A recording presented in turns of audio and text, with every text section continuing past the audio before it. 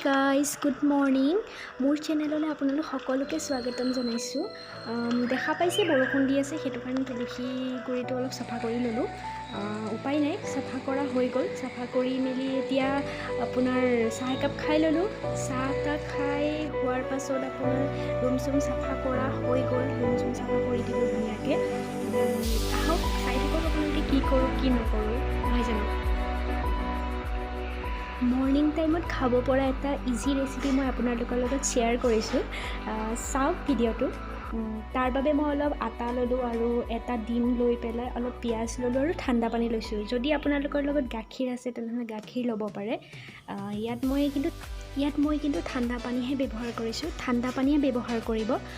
দেখা পাইছে ধুনীয়া এনেকুৱা জোখত আপোনালোকে বস্তুটো মিহলাই ল'ব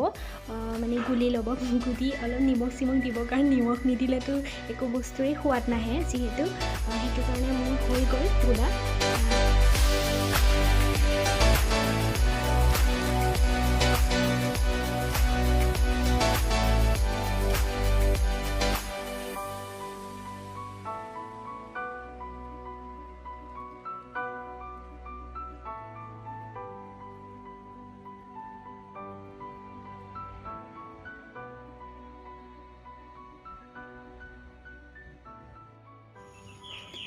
মোৰ ৰেচিপিটো কেনেকুৱা পালে জনাবলৈ নাপাহৰিব যদি ভিডিঅ'টো ভাল লাগিলে তেনেহ'লে like comment share and subscribe কৰি দিব ধন্যবাদ